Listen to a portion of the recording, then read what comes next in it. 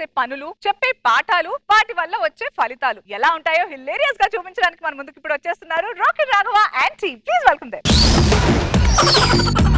వీడు మాయగాడు ఊహ కన్నడోడు వీడి వరకు పడిన వాడు పైకి తేలడు. అబ్బా నమస్తే సార్. నమస్తే.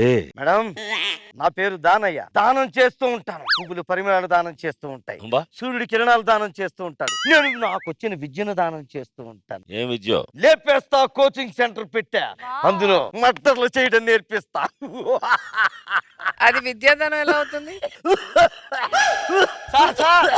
గురుగారు లెంతీ డైలాగులు చెప్పొద్దు, లంగ్స్ ప్రాబ్లం వస్తుందంటే వినిపించుకోరు. బై వీడి పేరు జాంబి. మా కోచింగ్ సెంటర్ లో అటెండర్. స్టూడెంట్ గా జాయిన్ అయ్యా ప్రొఫెషన్ చేస్తున్నావా అటెండెన్స్ చేసావు? తోడు ప్రిన్సిపల్ అయిపోతే అక్కడ అటెండర్స్ ఎవరు ఉంటారు? సార్ ఇక్కడ నేనే లేపి ఇక్కడ నేనే చేసి ఎక్కడ నేనే చేయాలంటే ఎక్కడ అవుతుందా వల్ల? నాకు డౌట్ అండి, నేరస్తులందరూ ఎందుకు గుడ్డ కట్టుకుంటారో? మనం ఎవరినైతే చంపుతున్నాం వాడి మీద ఒక కన్నేసి ఉంచాలన్నారు. అందుకే ఒక కన్ను మూసి ఉంచాను. సార్ ఇలా చేస్తే కంటి మీద ఉన్న గుడ్డ ఎత్తి మీదకి వస్తుంది. చూస్తా ఉండు, ఏదో ఒక రోజు మన కోచింగ్ సెంటర్ కి ఒక స్టూడెంట్ వస్తాడు. గోరొంక గూటికి చేరావు చిలక. నమస్కారం మాస్టర్. మర్డర్లు చేసేవాడిని కూడా వీడు మాస్టర్ అన్నాడు చూడు. నీకుందరా, నీకు మంచి ఫ్యూచర్ ఉంది. అది కదా మన టీం లేసారు. అసలు మా కోచింగ్ సెంటర్ గురించి నువ్వు ఎలా తెలుసుకుని వచ్చావో చెప్పు. పెద్ద ఏం తెలుసుకోలేదు సార్. తెలుసుకోవడం కూడా పెద్ద ఏమి లేదులే. సిటీ మొత్తం తిరిగి వస్తే అన్ని ఇన్స్టిట్యూట్లు క్లోజ్ చేసి ఉన్నాయి సార్. మీ ఒక్క ఇన్స్టిట్యూట్ తెరిచింటే లోపలికి వచ్చేసాను సార్. నీలాంటి వాళ్ళ కోసమేరా మా కోచింగ్ సెంటర్ తలుపులు ఎప్పుడు తెరచే ఉంటాయి. తలుపులకు గొల్లాలు లేవా సార్? మా పప్పాకి నేనంటే చాలా హోప్స్ పెట్టుకున్నారు సార్. డబ్బులు ఎంత ఖర్చు అయినా పర్లేదు అన్నారు సార్. చాలా మంచి పప్ప అలా ఉన్నాడు. మొత్తం నాకిద్దరు కానీ మీరు.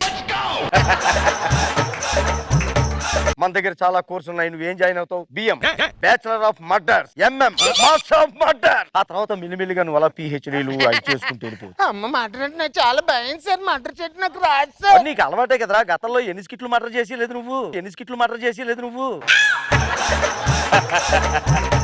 అట్లయితే నేను బ్యాచులర్ కదా సార్, బ్యాచులర్ ఆఫ్ మర్డర్ నేర్చుకుంటాను. అందుకేరా వీడు పైకి వస్తాడని నేను చెప్పాను. సరే కానీ ముందుగా అడ్మిషన్ ఫీజు కట్టాలి, ₹1,00,000. ₹1,00,000 సార్. 1 minute sir. పాప ప్రిన్సిపల్ గారితో మాట్లాడు ఒకసారి. ఇదిగో ఇస్తున్నాను. పప్ప, మీ ఎర్రి పప్ప నా దగ్గర ఉన్నాడు. త్వరలో వాడిని కొండెర్రి పప్పని చేసేస్తాను. ఓకే, నా అకౌంట్ నెంబర్ చెప్పాలి కదా. అది సార్ అకౌంట్ నెంబర్ ఏంటి సార్ అలా చెప్పారు? Fancy number. నాకు అర్థమైపోయింది సార్. కొంత గట్టిగా పేల్చకరా, కోచింగ్ సెంటర్ మొత్తం నీలోకి వెళ్ళిపోయా ఉంది.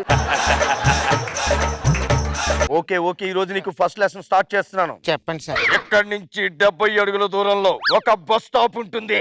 ఆ బస్ స్టాప్ దగ్గర జనాలు మన స్కిట్ కోసం ఎదురు చూస్తున్నట్టుగా ఒకడు బస్సు కోసం ఎదురు చూస్తూ ఉంటాడు. వాడి దగ్గరికి వెళ్ళి నువ్వు జేబు దొంగతనం చేయాలి. అంటే జేబు ఫ్యాంట్ కుట్టుంటది కదా సార్. రాదు కదా సార్. జేబు అంటే పర్రమని జేబు చించుకుని రమ్మని కాదు. అందులో పర్సు ఉంటుంది. వెళ్ళే పర్సు దొంగతనం చేసుకురావాలి. అలాగే sir. Bless me sir. All the best. వస్తాను సార్. వీడు అన్ని మార్చాడు కానీ వాయిస్ మార్చలేదురా. బాబు పక్కెళ్ళాడుకో. ఏంటి భయపెట్టినా భయపడలేదేంటి? అది భయపెట్టడమా? ఇలా కాదు సార్, చెప్తాను ఇటు సంగతి. అంకుల్ మీద ఎక్కడ 2000 పడిపోయింది, మీదేనా? నాదేనమ్మా. అంకుల్ మీద ఇంకో 2000 పడిపోయింది, మీదేనా? ఓ నాదేనమ్మా. వస్తానండి. దారిలో ఇంకెక్కడైనా 2000 కనపడితే చెప్తాను, తీసుకెళ్ళండి. Cute boy. Principal sir purse తెచ్చేసాను సార్. ఇలాగెళ్ళి అలా వచ్చేసింటూ నువ్వు నచ్చావురా. పర్సు ఎలా దొంగతనం చేసావు? ఏం లేదు సార్, చాలా సింపుల్. 2000 వేసాను సార్. వాడు వంగున్నాడు సార్, పర్స్ తీసుకొని వచ్చాను సార్. పర్స్ లో 2000 కూడా లేదా? మరి పర్సులో ఏం లేదేంట్రా? అంటే మీరు పర్స్ తెమ్మన్నారు కానీ డబ్బులు చెప్పలేదు కదా సార్. అందుకే ఇంకో 2000 వేసి అందులో ఉన్న డబ్బులు ఆడు జేబులో పెట్టి వచ్చాను సార్. అంటే ఖాళీ పర్స్ కోసం 4000 పారేసుకుని వచ్చేవాళ్ళు. అంటే నువ్వు ఎలాంటి స్టూడెంట్ల వల్ల నా కోచింగ్ సెంటర్ కి బ్యాడ్ నేమ్ వస్తుంది. ఎలా కదరా, నీకు టీసీ ఇచ్చేస్తాను. నీకు ఇప్పుడే టీసీ ఇచ్చేస్తాను. ఇక్కడే సార్ టీసీ వద్దు సార్, ప్లీజ్ సార్. మీరు దండం పప్పన మీద చాలా హోప్స్ పెట్టుకున్నారు. పర్ఫార్మెన్స్ ఇది అక్కడ చేయొచ్చు కదా, ఇక్కడ రాకుండా నువ్వు ఎక్కడ చేసినా తిప్పుతున్నారు సార్, తెలియట్లేదు అదే. ఈ అమాయకత్వంతో అడ్డుపడుతున్నావు కాబట్టి ఈసారి వదిలేస్తాను. ఇప్పుడు మర్డర్ చెయ్యాలి. ఇక్కడి నుంచి 60 అడుగుల దూరంలో ఒక బస్ స్టాప్ ఉంటుంది. ఇందాక 70 అన్నారు కదా సార్. టీం కొద్దిగా డ్యూరేషన్ తగ్గించమన్నారు.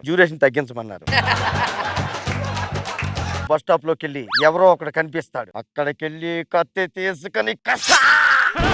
Okay sir. గో!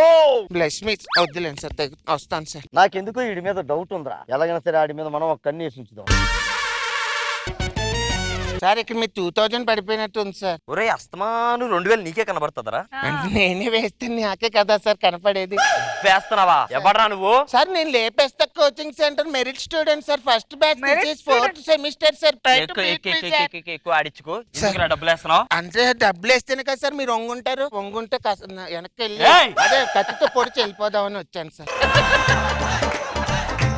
ఈ ఇన్స్పెక్టర్ అగ్ని, ఈ అగ్నినే నన్ను చంపుదాం అనుకుంటారా? నేను కాదు సార్, చంపమన్నారు సార్. ఎవరు? మా ప్రిన్సిపల్ సార్. ఎవరాడు నీ ప్రిన్సిపల్? నాడు అది ఒక్క నిమిషం ఉండండి sir. Sir principal sir, principal sir. ఏరా నేను చెప్తాను సార్. ఇక్కడ 2000 పడిపోయింది ఎవరు సార్? నాదే ఏది? అది ఆయన ప్రిన్సిపల్ సార్, ఈయన అటెండర్ సార్. ఈ ఇన్స్పెక్టర్ అగ్నినే చంపిద్దాం అనుకున్నారా? సరదాగా కోచింగ్ సెంటర్ పెట్టుకున్నాం సార్. సరదాగా పెట్టావా? రేయ్! నా గురించి ఎవరైనా చెప్తారా? ఒక నిమిషం సార్. మేడం ఎవరెవరో తెలుసా మీకు? తెలీదండి. మేడం ఇతను ఎవరో తెలుసా అండి? ఇక్కడ చూసినట్లేదే. ఎవరికి తెలియదండి సార్. అర్థమైందా? 4 ఏళ్ళ నుంచి ఎంత తొక్కుతున్నావో, 4 ఏళ్ళ నుంచి ఎంత తొక్కుతున్నావో. ఆ, క్యారెక్టర్ ఇచ్చావు కదా, దొరికారు.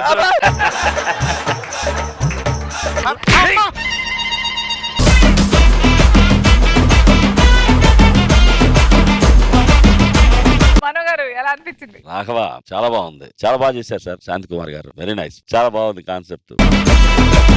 రోజా గారు? కాదసలు రాఘవ గెటప్పే సూపర్. ఈగల్ని దోమలు చంపడానికి కూడా ఆలోచిస్తాడు 100 సార్లు. ఈయన కోచింగ్ సెంటర్ పెట్టి అందరికి నేర్పిస్తారా? లేపేస్తా. అండ్ మధ్యలో ఈ అశోక్ గెలటం ఫనీ, ఫ్రస్ట్రేషన్ మాత్రం పీక్స్. 4 years గా ఫనీ ఎవరో తెలియకుండా చేశారు కదా.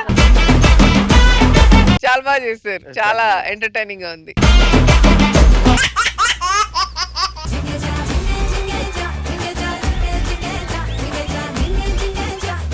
నాకు ఎప్పటి నుంచో ఒక డౌట్. ఇప్పుడు సినిమాలో పెళ్లిళ్ళు జరుగుతాయి, బయట పెళ్లిళ్ళు జరుగుతాయి, రెండింటికి తేడా ఏంటి? సినిమాలో పెళ్లిళ్ళకి కష్టాలన్నీ అయిపోయాక పెళ్లి మొదలవుద్ది, బయట పెళ్లి మొదలయ్యాక కష్టాలు మొదలవుతాయి. ఇవి ఉన్నట్టుండి నేను కనిపించకుండా పోతే ఏం చేస్తావు? అలా ఊరుకుంటా అనుకుంటున్నావా? పేపర్లోని టీవీలోని ప్రకటనలే ఇస్తాను. ఏమని? నువ్వు ఎక్కడున్నా సుఖంగా ఉండాలని.